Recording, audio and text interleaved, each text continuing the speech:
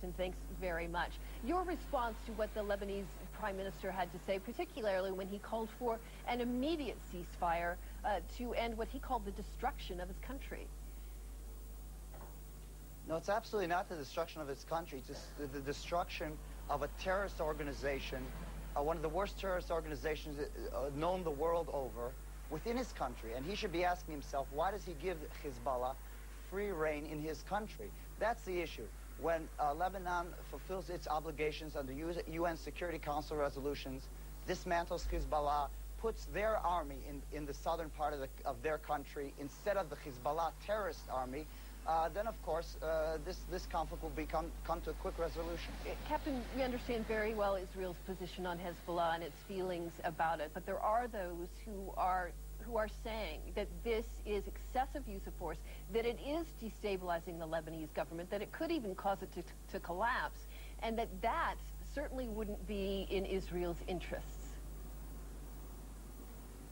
Unfortunately, it's a measure of how entrenched Hezbollah is in Lebanon that this is happening. Unfortunately, Hezbollah basically rules the south of the country. They rule parts of Beirut. And they are attacking us. Our country is under attack. Just today, 100 missiles hitting cities all across northern Israel. But is what Israel doing not destabilizing the Lebanese government? What Israel is doing is targeting a terrorist organization that has grown beyond any reasonable proportion, has gone simply out of control, has attacked us from Lebanese sovereign territory on Israeli sovereign territory, and we have to put this terrorist organization out of business once and for all. Captain Dallal, why not do a prisoner swap here? It's been done before. I don't want to get into that issue. It's the military has a clear objective here. It's fundamental. People are calling for a prisoner swap. It's happened before. It has diffused this type of thing in the past many times. Why not talk about it now? Well, why not talk about the circumstances under which this abduction took place? Okay. Why not talk about how this all started? Are there any back-channel negotiations going on right now for any kind of a prisoner swap, or is it off the boards completely? No, it's off the boards completely. We can't have one sovereign country attacking another sovereign country and then having people say, well, why don't you negotiate with a terrorist entity inside another sovereign country? Why don't you say, have that sovereign country start taking responsibility? In this region, it's happened too often that sovereign countries don't take responsibility for what goes on their territory, and this has got to stop. The Lebanese terrorist entities cannot operate in other countries, and the countries say, we don't know what's going on. The Lebanese perspective on that, though, as you know, is that they've never been able to control Hezbollah. I mean, they had a meeting about disarming Hezbollah just a while ago. They weren't able to come to an agreement. And now you've got this. So a lot of people say, well, now you're never going to see them come back to the table. You're never going to see them have a meaningful discussion about disarming Hezbollah. What do you think of that? Excuses, excuses, excuses. 6 years ago, Israel withdrew from Lebanon. We are now on an internationally UN-recognized border. There's no more excuses. 6 years they had to fulfill their obligations, to put their army in South Lebanon instead of letting the Hezbollah terrorist organization flourish there. We didn't bring about this recent escalation. Hezbollah did. And Lebanon has to take responsibility. It's enough with the Arab countries in this region saying, we don't know, we didn't see, we're not responsible.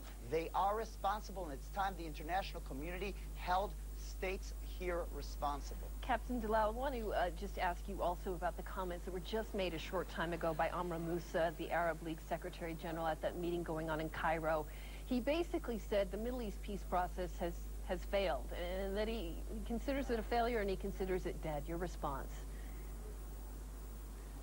Well, I don't know what peace process he's referring to, but what we have to understand here is that terrorist entities inside sovereign states like Lebanon, or terrorist entities inside a place like Gaza, which is now free to create its own identity and its own future.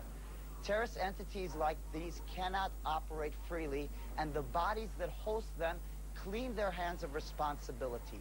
It's time to hold governments accountable. And if we do that, it'll be better not only for the Israelis, it'll be better for the people of Lebanon and the people of Gaza. So if their governments start taking responsibility, it's going to be better for the whole region. Captain Dallal, what's the plan here? I mean, a lot of people are accusing Israel of open-endedly conducting this. Civilian toll has been heavy in Lebanon. There was apparently a van full of children that took a direct hit in the southern part of the country. What's the plan here? The plan here is to get to a point where we put Hezbollah out of business, or to get to a point, and this can happen today or tomorrow, where the Lebanese government says, we're going to take responsibility. We're going to bring our army down to the south of our country, and we're going to dismantle Hezbollah militarily, and we're going to be responsible. There is an address for Israel, and it's Lebanon. It's the Lebanese government. So hopefully Lebanon will take responsibility. What would you say but to since this? it hasn't for 6 years... What would you say to the civilian families? Since it hasn't for 6 years. What would you say to the families of civilians who've been killed in this, though? We have nothing against the Lebanese people. We want to live in peace and quiet, and we want them to live in peace and quiet. We have a problem with a terrorist organization that their government allowed to grow in their midst. And that's it. In the end of the day, we don't want any hardship to any civilian. We don't want any harm to any civilian.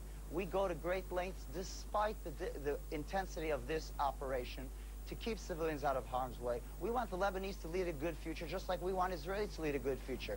But if there's going to be a world-class terror organization that's going to kill our soldiers and abduct our soldiers across an international border, and then going to rain 400 missiles in 72 hours all over our cities, then we are going to defend our people, and we are going to take action. All right. And that's what it boils down to. We have to leave it there. Captain Jacob Dallal, thanks very much. Appreciate it.